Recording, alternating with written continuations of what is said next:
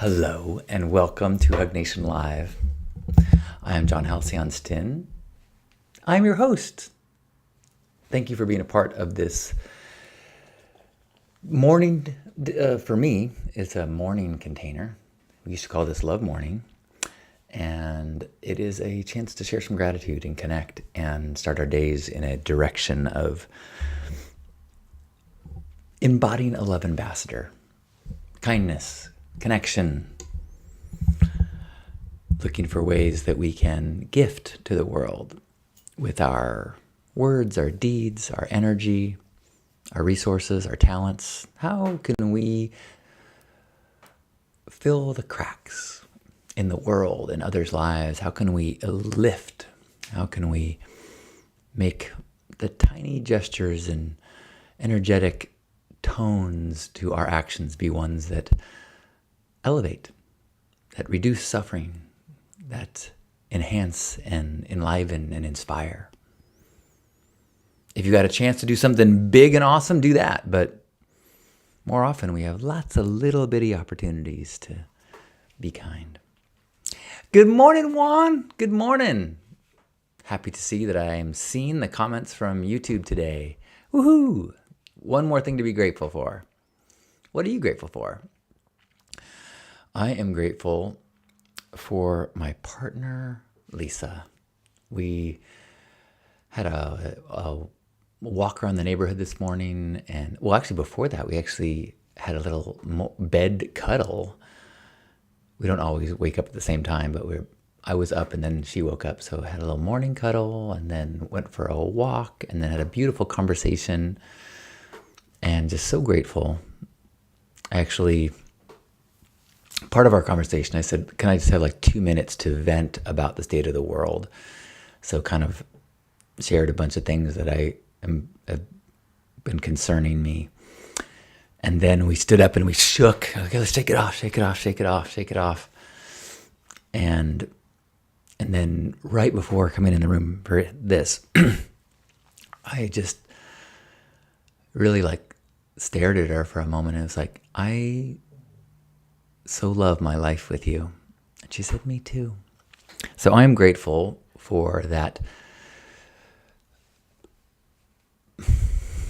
I think it's a result of this practice of being able to be with and acknowledge the challenges, the struggles, the suffering happening in the world, and also being so grateful for the life that I have. The partnership, the home, the friendship, the family, the connections. Good morning, Fireheart.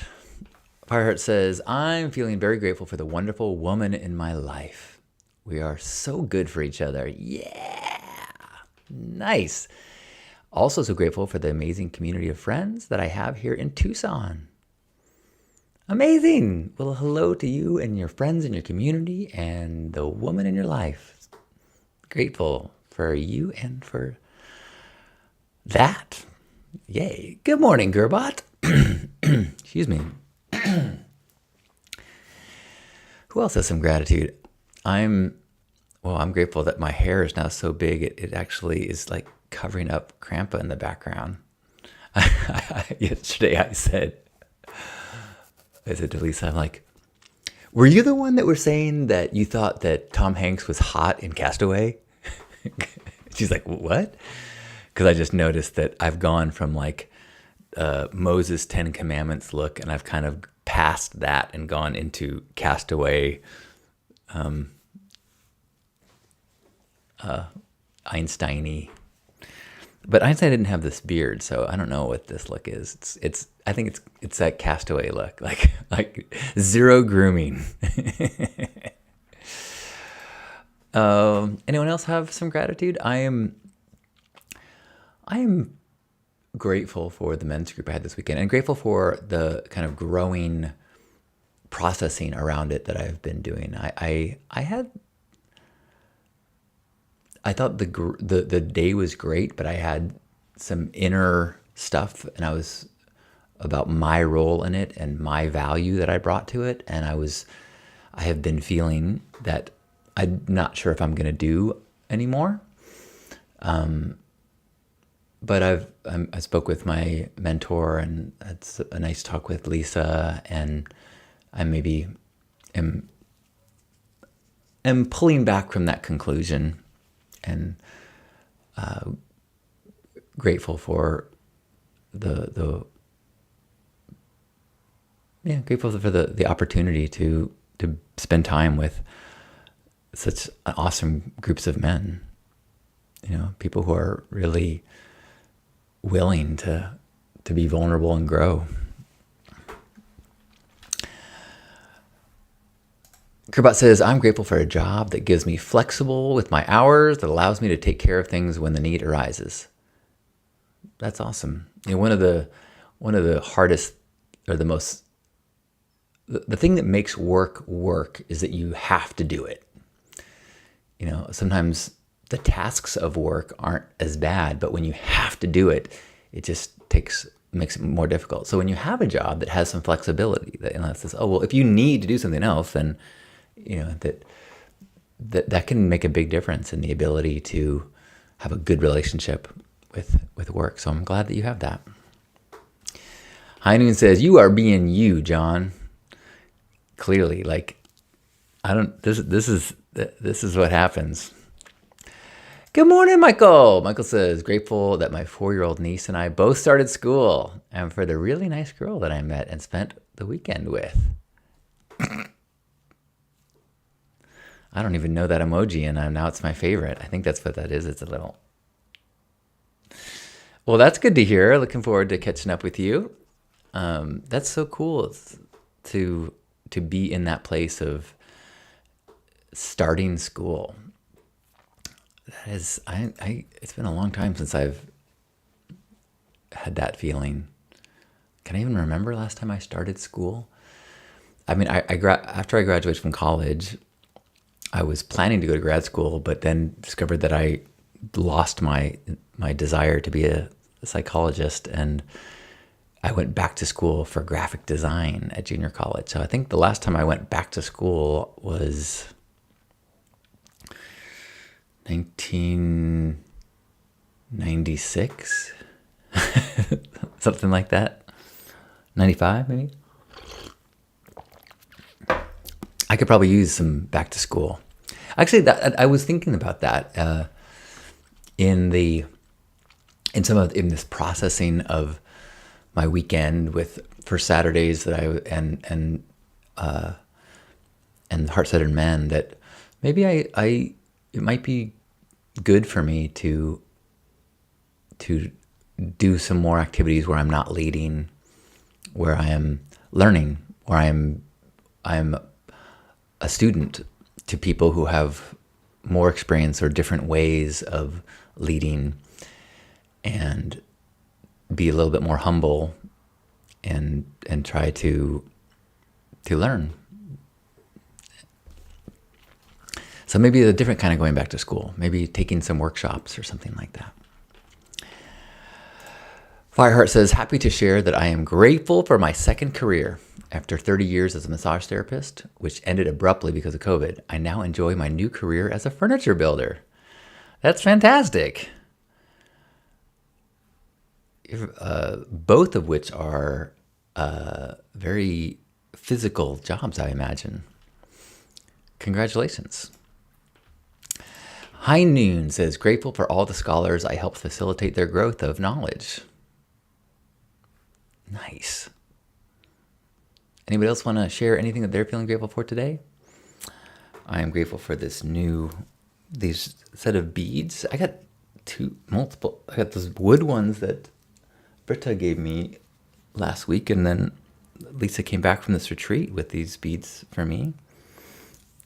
I'm like a bead wealthy now after having no bead or one set of beads for a long time. Now I'm really enjoying. I think something about when I look in the mirror and I see my big hair, I feel like the lines of beads around my neck with this halo of hair seems to feel grounding and feels appropriate.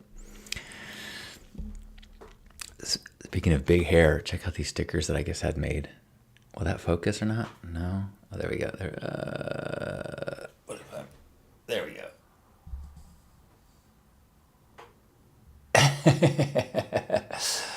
This is an example of, I'm on this mailing list or like at these like special on stickers, and they're usually really good deals. And so I'm often ordering stickers just like on a whim. And I have tons of stickers of myself like with pink hair. But like it used to be cool. I have my water bottle and people go, "Are there stickers of you on your water bottle?" I'm like, "Yeah, 3 of them." But I don't look like that anymore. So I felt like I needed to get a sticker of current me. And I ordered those stickers thinking it'd be funny to have these big haired, gray haired ones. My head is even like slightly exaggerated. Like I made my head extra big.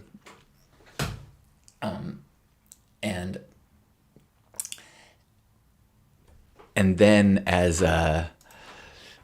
once I ordered them and I got like the email like, okay, they're done. I looked at them again. I'm like, oh my gosh, this is a bad idea.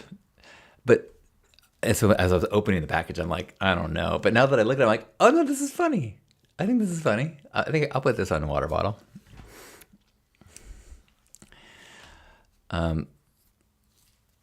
I am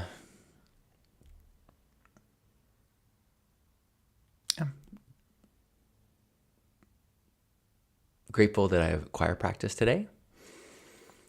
tonight, and I'm grateful for the group of the men's group of 11 guys. 5 of us were in the chorus, so it'll be fun to go tonight and connect with multiple guys. There's 2 other men who were at the last men's group I was in. So of the choir, 7 of us have been in Heart-Centered Men. Heine says that the stickers are South Park like. I like it. Very cool. Well, you got to respect my authority. Heine says, I'm grateful for Banksy's art.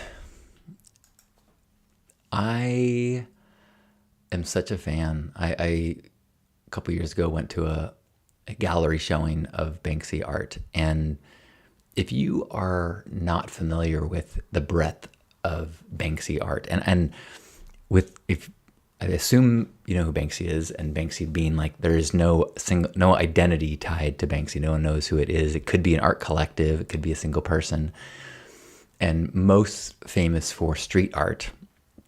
But I urge you to look online and look up art of Banksy, because like there are these elaborate large things. Like Banksy created a fake amusement park, like a Disneyland parody, like a legit park, and at a hotel. I think it's in Gaza. I think, like a hotel that you could check in and then you weren't allowed to check out. But like large scale, Banksy bought a boat that was pink, and it just cruised around this area that was and would pick up refugees that were drifting. Like these high concept, massive resource required art installation projects that are so far beyond street art. It's pretty impressive. Dismaland, that's Gervais saying that's the park. Yeah, it's really incredible.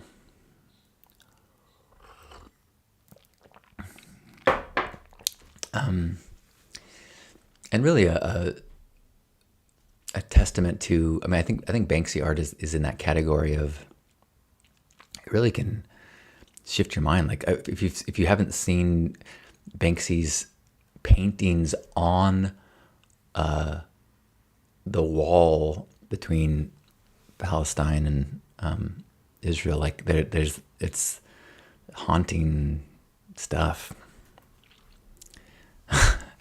He also had an actual pink elephant in the room, like a live elephant, right, at one of his gallery shows.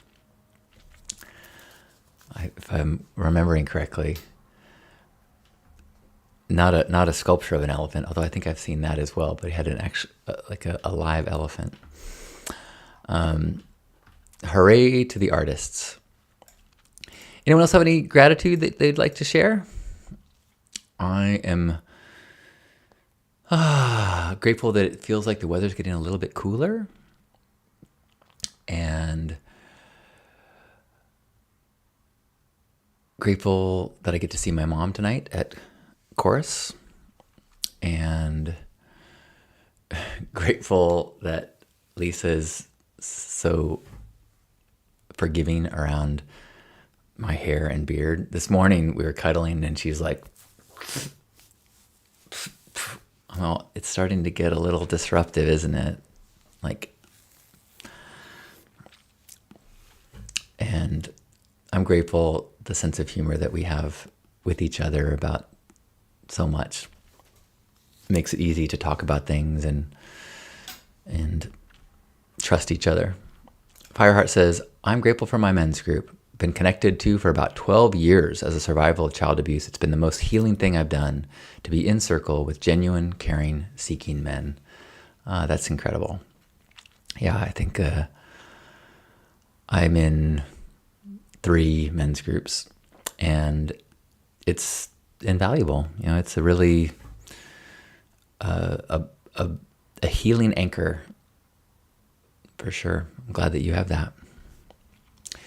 I've been thinking and talking to a few people about maybe doing an online men's group. I'm in 3. One is already meets in Zoom, and it's not my favorite way to connect, but it's so much more convenient. You know, it's so much easier to just log on than to drive someplace or plan some people have to plan a weekend around gathering.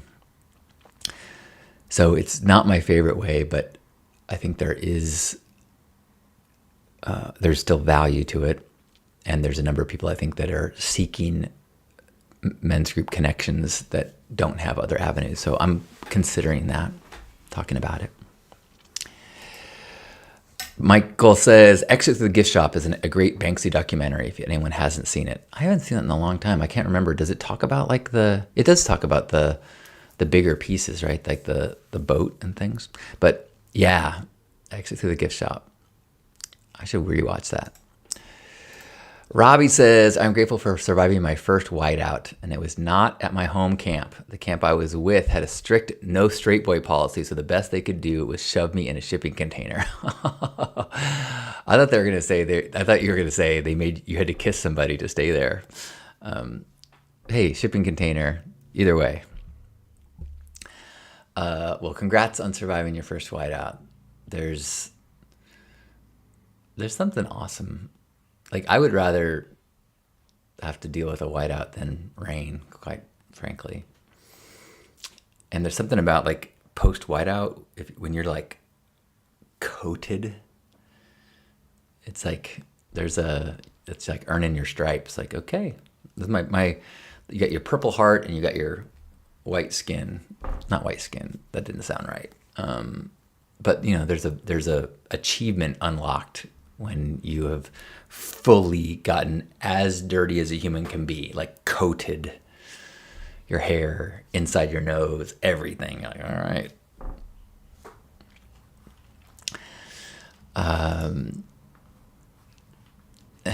Robbie says 2 whiteouts and rain 5 times. Yeah, I was keeping track. I was very glad not to be there. But I've continued to hear wonderful stories of the gifts of the experience. My kind of go-to response to people is, I hope you found treasure in the mud.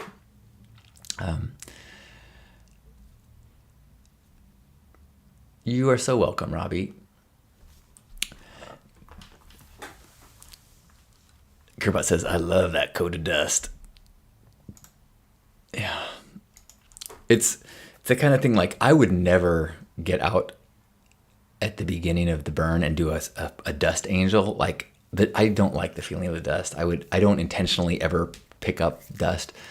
And yet that fully coated feeling of like total surrender, like I didn't choose this, but this is the reality right now. There is something savage about that is, I don't know. It's like maybe savage is the right word, or primal, or it's like animalistic, and it's like I'm liberated from status quo pressure and needs, and I've survived, and that is my priority. Fuck what I'm supposed to wear, or what my hair is supposed to look like, or whatever the supposed to is like.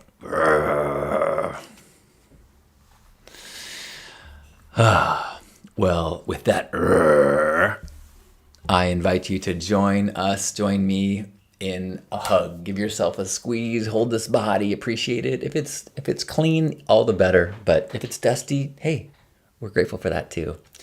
Grateful for this state of now, for these shared gratitudes, these shared experiences, these memories, these lessons and experiences that sometimes hard to be grateful for when they're happening, but looking back, it's so much easier to find the gratitude, find the blessings in the struggles. And so let's try to remember that as we face whatever struggles that are in our current days. I'm grateful for all the people around us, all our relationships, all our support, for our health, for our safety. As we take a deep breath in and squeeze.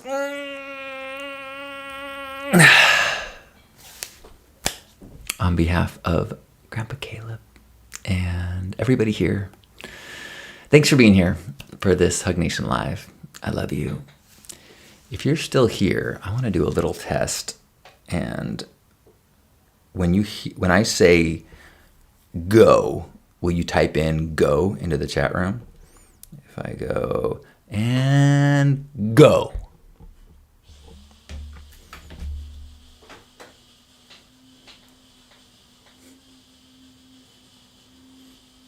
One with nature and the universe. Exactly, Gerbot.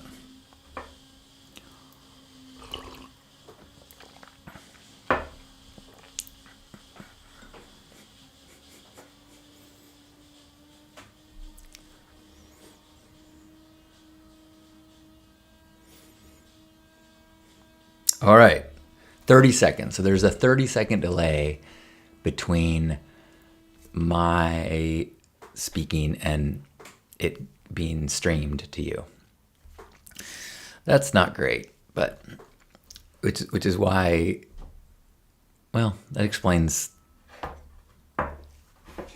it. Hopefully that explains why sometimes I'm not as prompt in responding to comments, but I'll continue to do my best. So at least 30 seconds at the minimum, depending on when and where your bandwidth is. But the first go was 31 seconds from me saying it. Gerbot says, my estimate is usually 20 seconds, 20-ish round trip. All right, well, test complete. Thank you so much. Have a beautiful Tuesday. Oh, also, I had mentioned I'm flying out of town Thursday night, so I'm not going to be online Friday, Saturday, Sunday. Just heads up. Gerbot says that's intentional by YouTube. Interesting. That's interesting. It makes it hard to know if I'm funny or not. Good thing I think I find myself hilarious, because 30 seconds is a long time to wait to find out if a joke lands. Thank you. I will, and I'll be here for the next few days. So I'll be here Wednesday, Thursday. So hopefully see you tomorrow.